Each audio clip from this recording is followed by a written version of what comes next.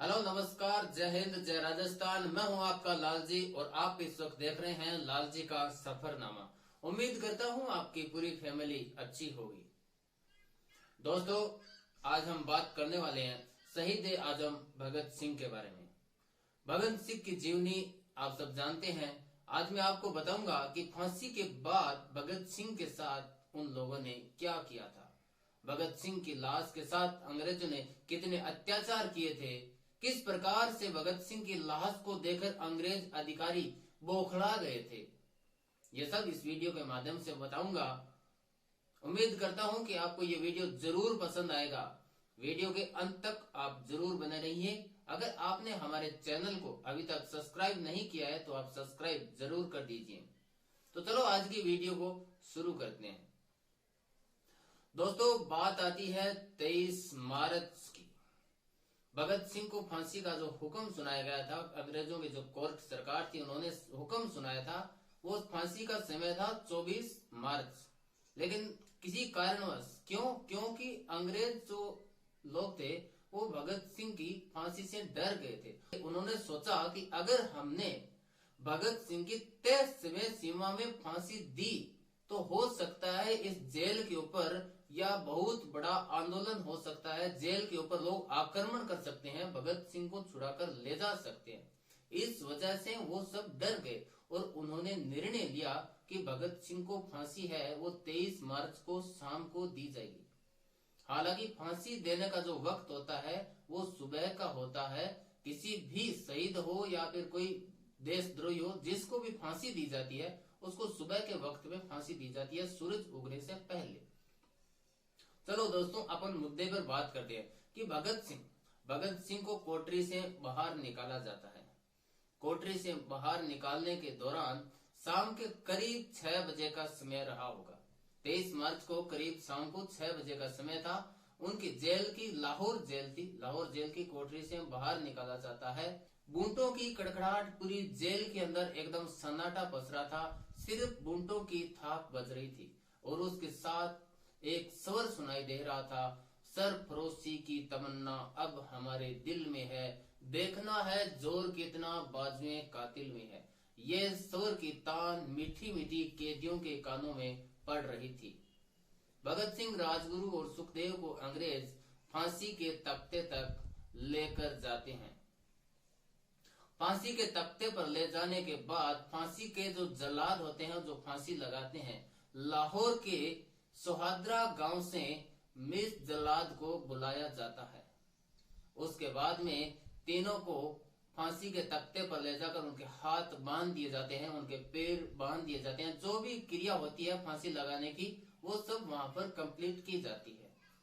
उसके बाद भगत सिंह जो थे वो दोनों के बीच में खड़े थे। तीन जो थे, राजगुरु, सुखदेव और भगत सिंह थे, वो इन तीनों के बीच में खड़े थे। जल्लाद फांसी का फंदा होता है वो उनके गले में डाल देता है। उसके बाद उन तीनों से जल्लाद होता है, वो पूछता है कि सबसे पहले फांसी पर कौन चढ़ेगा। सुखदेव है वो हामी भर लेते हैं। उसके बाद जल्लाद है वो तीनों को बारी बारी से उनका जो हत्था था रस्सी का वो खींच देता है और उनके नीचे लगे तख्त अपने पैरों से नीचे पटक देता है। उसके बाद कुछ देर तक वो सब लटके रहते हैं। भारत माँ के तीनों सपूत हमेशा हमेशा के लिए अपना नाम रोशन कर जाते हैं। उसके बाद उन तीनों को नीचे उतारा जाता है। फांसी के जो फंदा था उसे नीचा उतारा जाता है और वहां पर खड़े doctor lieutenant colonel J Nilsson और एक उनका साथी जो डॉक्टर थे सोंधी नाम से, उन्होंने उनका परीक्षण किया, उनको मृत घोषित कर दिया गया। उसके बाद में क्या होता है दोस्तों, देखना कि वहां पर जो मृत घोषित कर देते हैं उसके बाद में जो अधिकारी होते हैं वो तय करते हैं कि क्या फांसी पर जिनको फांसी दी जानी थी क्या यही आदमी थे जो नीचे उतारे गए हैं। वहां पर उनसे पूछा जाता है कि आप फांसों की पहचान कीजिए। तो जेल अधिकारी जो थे वो बौखला गई। उन्होंने साफ मना कर दिया कि मैं इन तीनों में से किसी को नहीं जानता। इतने घबरा गए थे वो, उन्होंने पहचान करने से मना कर दिया। उसके बाद में उनके एक जो जूनियर अधिकारी थे उन्होंने तीनों लाशों की पहचान की उसके बाद में उनका जो लाशें थी उनको जेल के अंदर ले जाया जाता है।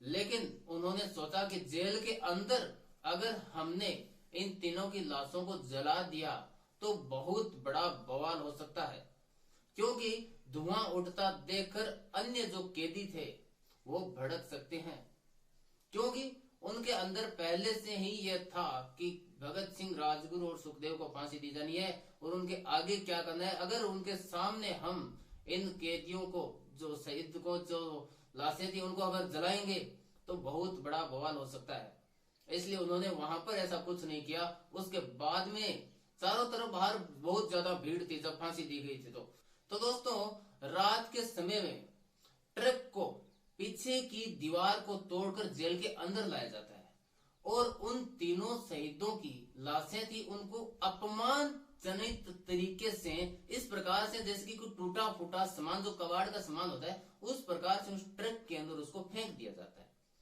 फेंक दिए जाने के बाद में पहले उनका जो तय समय था कि हम रावी नदी के तट पर है इनका अंतिम संस्कार करेंगे, लेकिन उसके बाद में उन्होंने रावी नदी का जो प्लान था उसको भी चेंज कर दिया और वो उनको लेकर गए सतलज नदी के किनारे। रात के करीब 10 बज चुके थे।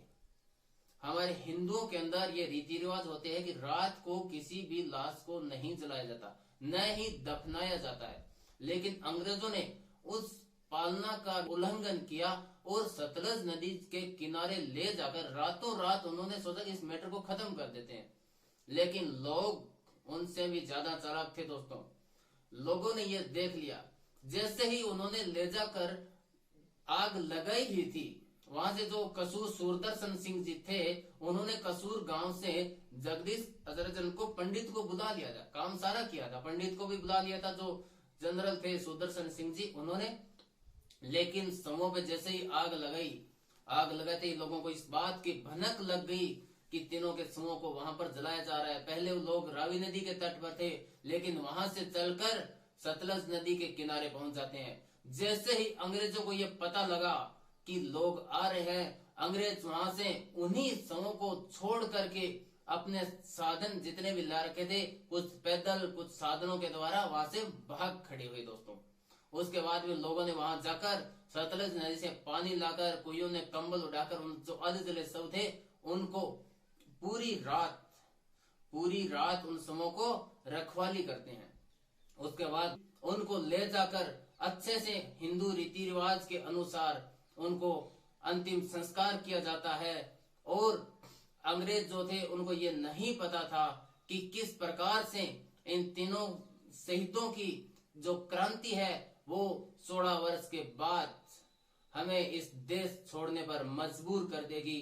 उनकी क्रांति रंग लाई और आखिरकार अंग्रेजों को भारत छोड़कर जाना पड़ा दोस्तों। उम्मीद करता हूं दोस्तों ये आपको वीडियो अच्छा लगा होगा। अगर मेरा वीडियो आपको अच्छा लगा है तो आप वीडियो को लाइक जरूर कीजिए, शेयर जरूर करिए। मिलते हैं अगले वीडियो के अंदर, तब तक इजाजत दीजिए। खुश रहें, मस्त रहें। जय हिंद, जय राजस्थान।